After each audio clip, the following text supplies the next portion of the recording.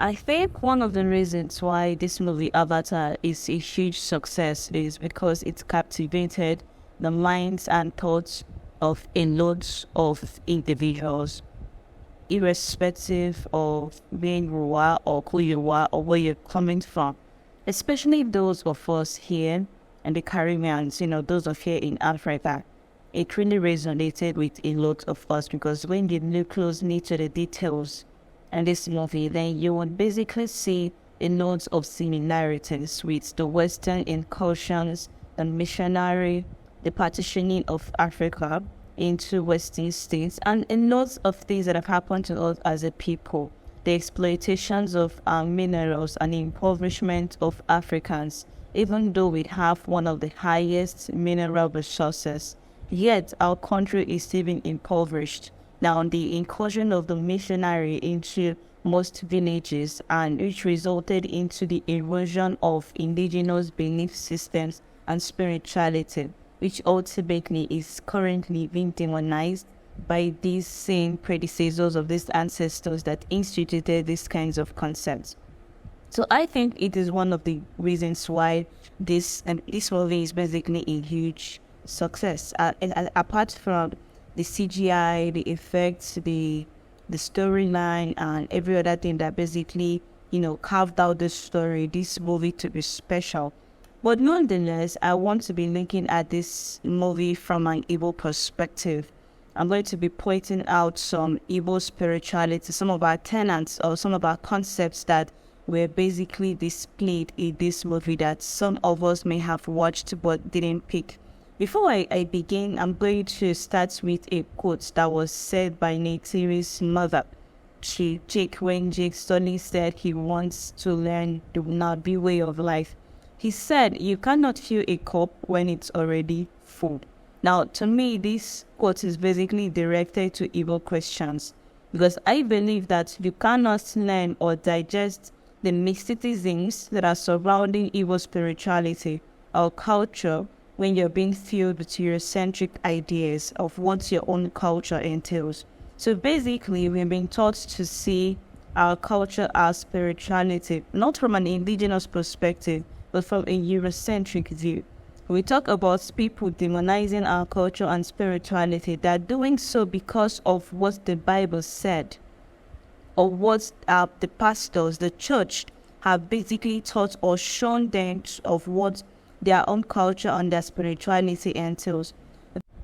I hope that what I'm doing here today is going to help these people to redress, take a step back, and first of all, empty yourself, empty this Eurocentric idea of what your culture is. And by emptying yourself, you are thereby allowing yourself to be filled with your own indigenous ideas of what your culture and what your spirituality is. Now, you need to understand that you cannot define or determine what your culture and spirituality is when you're still looking at it from a stranger's perspective. Ordinarily, we're supposed to look at ordinarily from an indigenous perspective and not from a Eurocentric perspective, the stranger's perspective.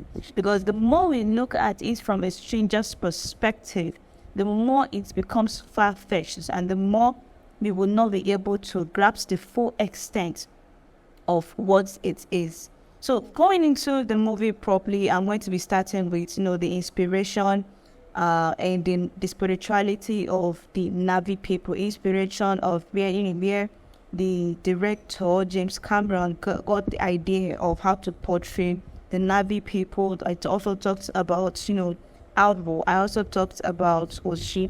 So a lot of details which I basically saw. I also have a written article of this video on my blog. So if you're done, I'm going to leave the comments. I'm going to leave the link in the comments section and you should check it out. So let's get into this video, and I hope you subscribe if you're interested in Igbo spirituality and cosmology. This movie was basically inspired by the Nilotic people of Eastern Sudan, Western Ethiopia, and Northern Kenya. So they have basically the world's tallest and darkest people. Now, aside that, which these people are the original inspiration. Personally, to me, the Navi people represents the Igbo people because I'm very Igbo-centric. You know how we say Afrocentric, I'm very Igbo-centric. In terms of their spirituality, the Navi people believes in Ewa, and they refer to Ewa as the Great Mother, or they call her All Mother, and it basically reminds me of the Norse god Odin. They also call him All Father.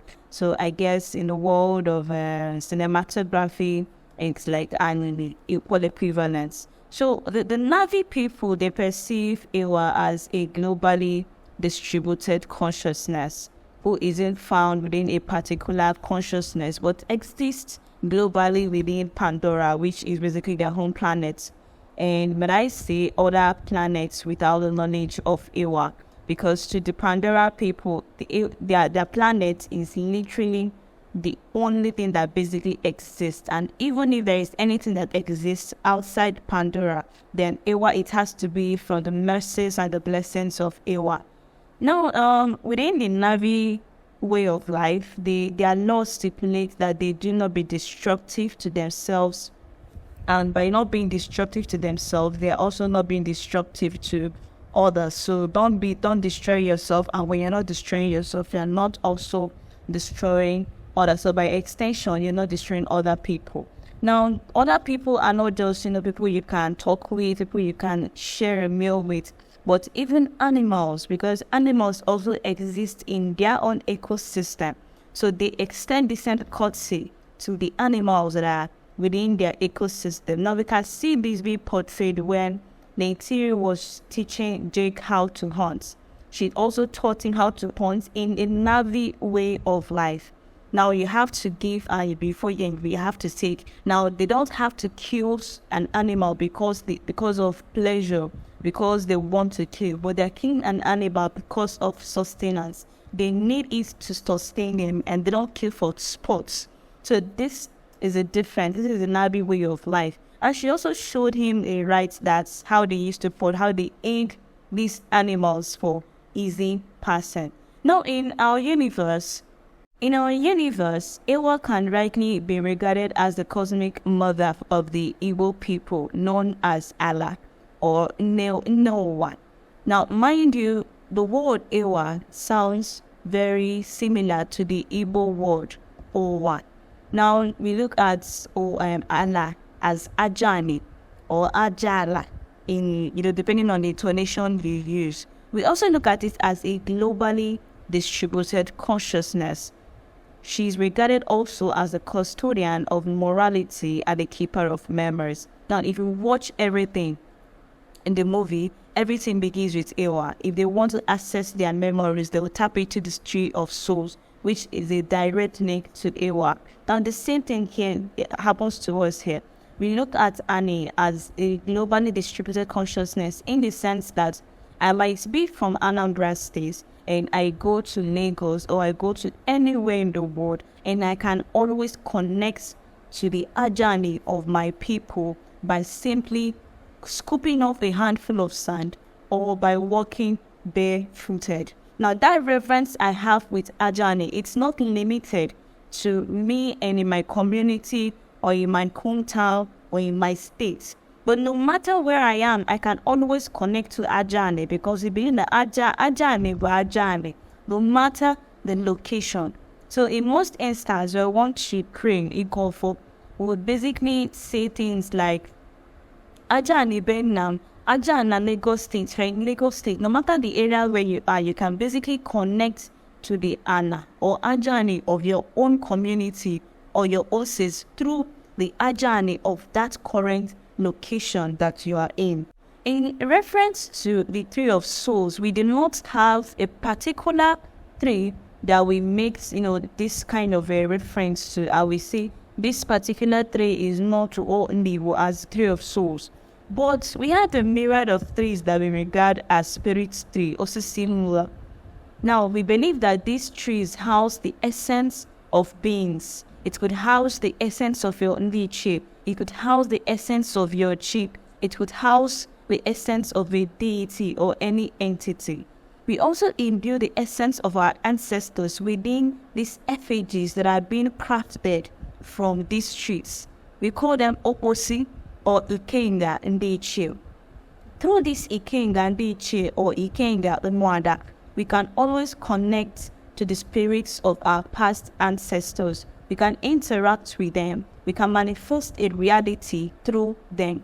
Now, at the end of the movie, you can basically see where Jake and Neytiri plugged into this spirit tree when they tried to access the memories of Neteya. Well, this is the same thing that we do when we're representing our ancestors in this Obosi. You're connecting we're connecting with them through it. And when we are interacting with them through Igofo, we are also connecting with these ancestors. We are creating a relationship with them by acknowledging them through those effigies.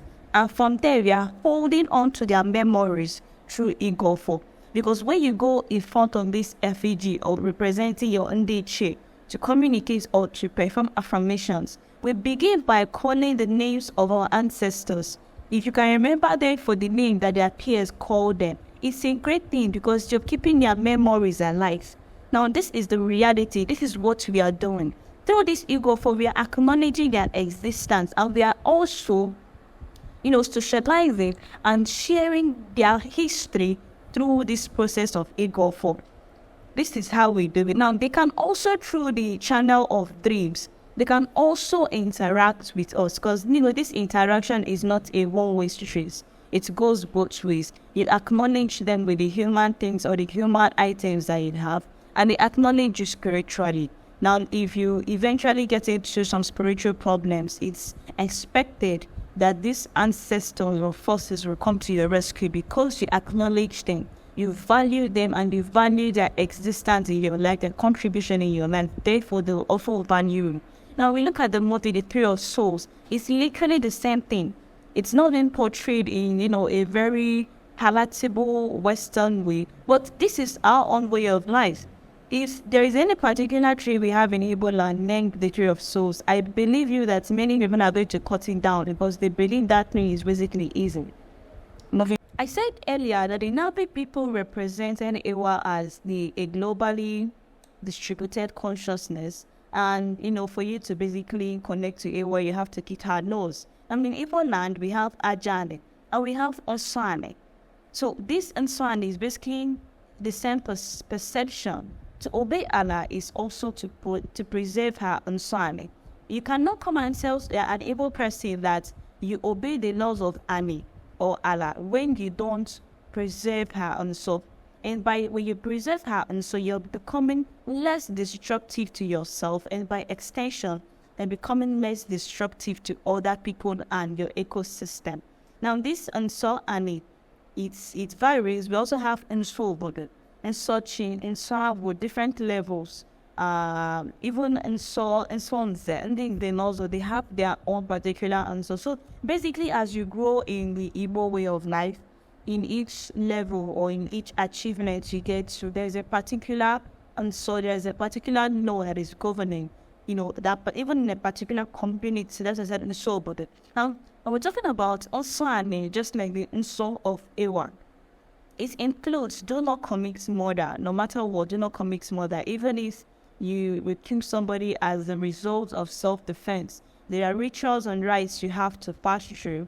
That when you're passing through those rites, you're atoning because you cannot create life. Therefore, you cannot take life. Now, I'm not saying you should basically allow yourself to be killed because you have this adage. If something comes to kill you, if a person comes to kill you and kills himself in the process, it is not a bad thing. So we acknowledge that that's other existence. But generally, do not commit murder, do not commit suicide, do not commit incest, do not live with a menstruating woman, do not live with the same sex, do not live with another man's wife without his consent. So these are the general insanity. Now, in every community that you go to in Igbo land, they're basically going to see these laws. And these laws are very, very effective. Now, these laws are the guiding principles of a community. At a personal level, we also have this aspect of morality, which we adhere to in order to remain aligned with Ani. and our personal forces. But it's important to note that in our society, Osu doesn't translate to individuals who are inferior to the people they call Wadiala. Now, rather, just like a Payakan, these individuals may have committed heavy atrocities such as murder, and by our law, they are to be banished. Now, in the Navy, the banishment will last up to 7 years. So, why there are other parameters that will transform an individual into an Oshu or an outcast in our society? But none of those parameters is as a result of one party being superior to the other. Because we think the Oshu and the Madiala interaction is that one party is inferior and the other party is superior. That's why we have Madiala and Oshu. That's not it. Now, these Oshus are basically people that carried out an atrocity or some kind of Ifa so or Inkobudona so that's basically give them that status of Oshi. Now, while some communities have corrupted the definition of Oshi, there is something I want us to basically observe in this movie. Here, Loak was persevered in defending Parakan, whom he now sees as not just a friend but a spirit brother. He raced to his defense and in the process lost a brother. Because to me, basically, if you did know when the sky people in the general were close by and they were hunting tokens in order to flush Jake and his family out, they went to down one the other token. Because Payakan is actually an outcast, nobody would actually tell him.